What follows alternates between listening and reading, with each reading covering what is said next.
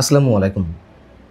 প্রিয় দর্শক, রাজনীতিতে এই মুহূর্তে যেই দুটি বিষয় বহুল আলোচিত এবং বিতর্কিত তা হচ্ছে, একটা হচ্ছে ডক্টর ইউনূস সরকারের কিচেন ক্যাবিনেট এবং কথিত যে মার্কিন বাণিজ্য চুক্তি সেটি, আরেকটি হচ্ছে শেখ হাসিনা নিজ থেকে দেশে ফিরে আসতে চাওয়া, বিচারের মুখোমুখি হতে চাওয়া, এই বিষয়টি। তো এই দুটি বিষয় সম্পর্কে মঙ্গলবার আমরা দুজন বিশেষ গুরুত্বপূর্ণ ব্যক্তির মুখ থেকে যে কথাবার্তাগুলো শুনলাম তা একসঙ্গে বেশ রহস্যজনক, বেশ খানিকটা হাস্যকর, একই সঙ্গে আমরা উদ্ভটও বলতে পারি।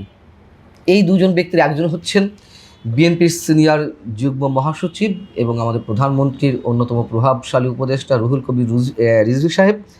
আরেকজন হচ্ছেন জাতীয় নাগরিক পার্টি এনসিপির মুখপাত্র কথিত বিপ্লবী আসিফ মাহমুদ সজীব ভুঁইয়া। কি বলছেন তারা? আমি রুহুল কবির রিজভী সাহেবের বিষয়ে পরে আসছি।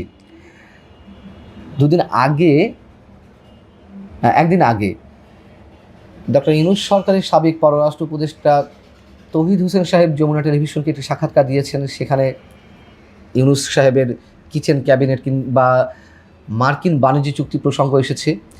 সে বিষয়ে আসিফ মাহমুদ সজীব ভুঁইয়া বা এনসিপির কারোর কাছে কিন্তু কোনো সাংবাদিকের পক্ষ থেকে কোনো প্রশ্ন করা হয়নি। নিজের থেকেই এনসিপি বা আসিফ মাহমুদ সজীব ভুঁইয়া জরুরি সংবাদ সম্মেলন ডেকে বসলেন। জরুরি সংবাদ সম্মেলন ডেকে সাংবাদিকদের সামনে তিনি কি বললেন, মানে ওই যে একটা প্রবাদ আছে না, ঠাকুর ঘরে কেড়ে আমি খোলা খাই না, ঠিক যেন তেমনটাই নিজ থেকেই তিনি বলা শুরু করলেন যে সাবেক পররাষ্ট্র উপদেষ্টা তৌহিদ হোসেন কিচেন ক্যাবিনেট সম্পর্কে যে তথ্য দিয়েছেন এর সদস্য আমি ছিলাম না, কিন্তু যাদের উপর ভর করে ডক্টর ইউনূস টিকেছিলেন তাদের তিনজন তো সেই উপদেষ্টা পরিষদে ছিল, মাহফুজ আলম, আসিফ মাহমুদ সজীব ভুঁইয়া কিংবা নাহিদ ইসলাম।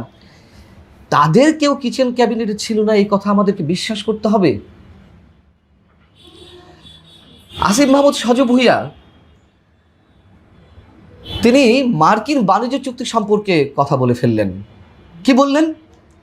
যে যুক্তরাষ্ট্রের সঙ্গে হওয়া বাণিজ্য চুক্তির বিষয়ে এনসিপির সঙ্গে তৎকালীন সরকার কোনো আলোচনা করেনি, অর্থাৎ ইউনূস সরকার। এটিও আমাদের বিশ্বাস করতে হবে।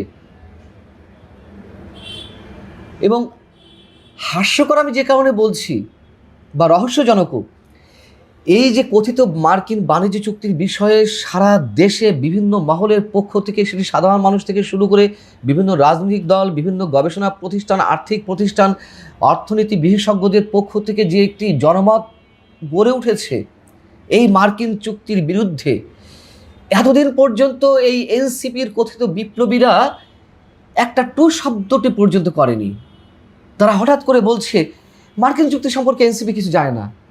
যদিও তার পিছনে একটা কারণ থাকতে পারে, আমাদের মতো কিছু মানুষ মুহুর্মুহু যে প্রশ্ন তুলে যাচ্ছে, এই যে এনসিপির কথিত বিপ্লবীরা ভারতের আধিপত্যবাদের বিরুদ্ধে কথা বলে আসছে, হুঙ্কার ছাড়ছে, কিন্তু মার্কিন সাম্রাজ্যবাদের বিরুদ্ধে একটি টু শব্দ পর্যন্ত করছে না। মার্কিন বাণিজ্য চুক্তি, যেখানে আমাদের স্বাধীনতা সার্বভৌমত্ব বিপন্ন হওয়ার পথে,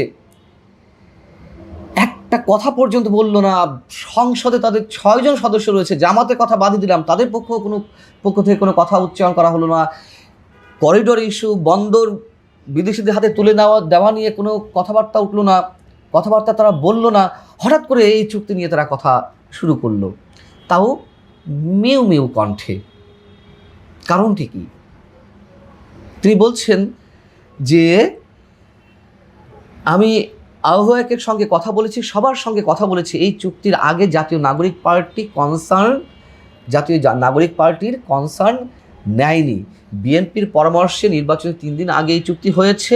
এই চুক্তি করেছেন বর্তমান বিএনপি সরকারের পররাষ্ট্রমন্ত্রী, সাবেক নিরাপত্তা উপদেষ্টা ডক্টর খলিলুর রহমান, এবং এই চুক্তি সম্পূর্ণ তারেক রহমান এবং বিএনপির ইচ্ছে মতো হয়েছে। তিনি বলছেন যে চুক্তির কোনো কিছু সংশোধন করতে চাইলে বিএনপি করুক বা বাতিলও করতে পারে। কতটা মিউ মিউ কণ্ঠে বলছে। যুক্তরাষ্ট্রের সঙ্গে অনেক দেশই চুক্তি বাতিল করেছে, মিউ মিউ কণ্ঠে বলতে হবে কেন? তুমুল আওয়াজ তুলুন তো, রাজপথে আন্দোলনের কর্মসূচি দিন তো, দেখুন মানুষ আপনাদেরকে বাহবা দিবে। কিন্তু যুক্তরাষ্ট্রে ডিপ স্টেটের খেলা হয়েছে। এখানে 24শে আন্দোলনে তাদের ব্লুপ্রিন্ট বাস্তবায়ন করা হয়েছে, এগুলো কি মানুষ কিছু বোঝে না? কেন যুক্তরাষ্ট্রের বিরুদ্ধে, পশ্চিমাদের বিরুদ্ধে এই জাতীয় নাগরিক পার্টি বা জামাতে ইসলামী কিছু বলে না, বিএনপিও কিছু বলছে না? মানুষ এগুলো বোঝে না? মানুষ ঠিকই ভালো বোঝে। মিমি কণ্ঠে বলা হচ্ছে যে যদি কোথাও সংশোধন করা লাগে বিএনপি করতে পারে। আরে কোথায় কোথায় সংশোধন? এখন তো একটা সাধারণ মানুষও জানে যে এই চুক্তির মধ্যে কি রয়েছে, আর তারা এত কিছু বোঝে, সব কিছু উল্টে পাল্টে দেয়, সংবিধান ছুঁড়ে ফেলে, দেশকে বিপ্লবী রাষ্ট্র হিসেবে গড়ে তোলে। মার্কিন চুক্তিতে কি আছে, কি সংশোধন করা হতে পারে, কি বাতিল করা হতে পারে, তার সম্পর্কে তারা খুব ভালো করে কিছুই জানে না। আমাদেরকে বিশ্বাস করতে হবে। মোদ্দা কথা, বিএনপির খানিকটা হলে বিরোধিতা করতে হবে এই মুহূর্তে। তাই আর কি করা, যে তারেক রহমান একা এই চুক্তি করেছেন, বিএনপি এই চুক্তি করেছে। রুহুল কবির রিজভী সাহেবের প্রসঙ্গে আসি, যদিও এটির সাথে রিলেটেড নয়, কিন্তু সাম্প্রতিক সময়ে বেশ আলোচিত বিষয়। শেখ হাসিনা ঘোষণা দিয়েছেন, বিভিন্ন জায়গায় বলছেন সাক্ষাৎকারে তিনি দেশে ফিরে আসতে চান, বিচারের মুখোমুখি হতে চান, এবং তিনি নাকি 15 আগস্টের আগেই ভারতে বাংলাদেশ হাই কমিশনের কাছে ট্রাভেল পাস চাইবে, যেহেতু ভারত আনুষ্ঠানিকভাবে তাকে ফেরত দিতে চাইছে না বা এই বিষয়ে চুপ রয়েছে। তো সেই বিষয়কে কেন্দ্র করে রুহুল কবির রিজভী সাহেব মঙ্গলবার বলছেন যে সৎ সাহস থাকলে অপরাধ স্বীকার করে শেখ হাসিনার দেশে ফিরে আইনের মুখোমুখি হওয়া উচিত। এটা কেমন মন্তব্য? আরে আইনের মুখোমুখি হোক শেখ হাসিনা, আমরা সবাই চাই। তো বিচারের মুখোমুখি যদি কেউ হন, তাকে কি আগে সব দোষ স্বীকার করতে হয়?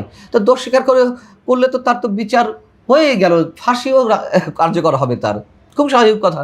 ডক্টর ইউনূস সরকার তার যে ফাঁসির ব্যবস্থা করে গেছে, মানে সেটি মেনে নেওয়া, এটি কোনো পাগলেও করে।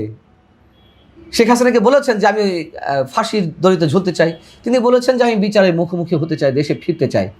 আর রুহুল কবির রিজভী সাহেব বলছেন দোষ স্বীকার করে তাকে আইনের মুখোমুখি হওয়া উচিত। এসব কথাবার্তার কি অর্থ আমরা বুঝলাম না। অর্থ একটাই বুঝি এই মুহূর্তে, যে শেখ হাসিনার যে ঘোষণা বা তার ফিরে আসার যে গুঞ্জন বা তার যে মন্তব্য সাক্ষাৎকারে, এইগুলোতে সরকারের মধ্যে একটা অস্থিরতা সৃষ্টি হয়েছে, যে বিষয়ে আমি এর আগেও মন্তব্য করেছি। তার কারণ ভারত সরকার তো ফেরত দেবে না শেখ হাসিনাকে, এটি একেবারে উজ্জ্বল দিবালোকের মতন স্পষ্ট। তার পেছনে যে কারণগুলো রয়েছে সেগুলোও আমি এর আগের কন্টেন্টগুলোতে উল্লেখ করেছি। এখন শেখ হাসিনা ফেরত আসতে চান, এগুলো অনেকে বলছেন যে স্টানবাজি। রুহুল কবির রিজভীও তিনি মঙ্গলবার তার বক্তব্যে বলেছেন যে এগুলো আসলে তার স্বভাবসুলভ বাগাড়ম্বর এবং রাজনৈতিক স্টান্টবাজি। আচ্ছা, যদি তাই হয়ে থাকে সেটা প্রমাণ করুন। তিনি নাকি বলেছেন যে ট্রাভেল পাস চাইবেন বাংলাদেশ হাই কমিশনের কাছে, ইউরোপের কোনো এক নেতার সাক্ষাৎকারে বলা হয়েছে। তো বলুন যে শেখ হাসিনা যদি ট্রাভেল পাস চান হাই কমিশনের, আমরা সেগুলো তড়িৎ গতি দেওয়ার জন্য নির্দেশ দিচ্ছি, ব্যবস্থা করছি। সেটি তো স্পষ্ট করে কেউ বলছেন না। যেমন সালাউদ্দিন আহমেদ সাহেব, আমাদের স্বরাষ্ট্রমন্ত্রী, তার কাছেও এই ট্রাভেল পাস সম্পর্কে মন্তব্য চাওয়া হয়েছিল সাংবাদিকদের পক্ষ থেকে।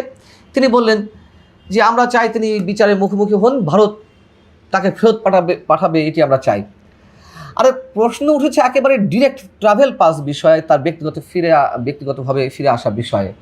এখন ভারত ফেরত না পাঠালে তিনি যদি ব্যক্তিগতভাবে ফিরে আসতে চান, ফিরে আসতে দেওয়া হবে না। আর যদি তা না দেওয়া হয়ে থাকে, তাহলে অস্থিরতা কোথায় সেটিও আমরা বেশ জানি, এবং এ বিষয়ে এর আগের কন্টেন্টে আমি বলেছি। সরকার হয়তো সামাল দিতে পারবে না তিনি ফিরে এলে, যে পরিস্থিতির সৃষ্টি হবে আওয়ামী লীগ নেতাকর্মীদের পক্ষ থেকে। অর্থাৎ ডক্টর ইউনূস সরকারও চায়নি, এই সরকারও চাইছে না শেখ হাসিনা ফিরে আসুক, বিচারের মুখোমুখি হন। সম্ভবত এটাই বাস্তবতা। ভালো থাকুন সবাই, আল্লাহ হাফেজ।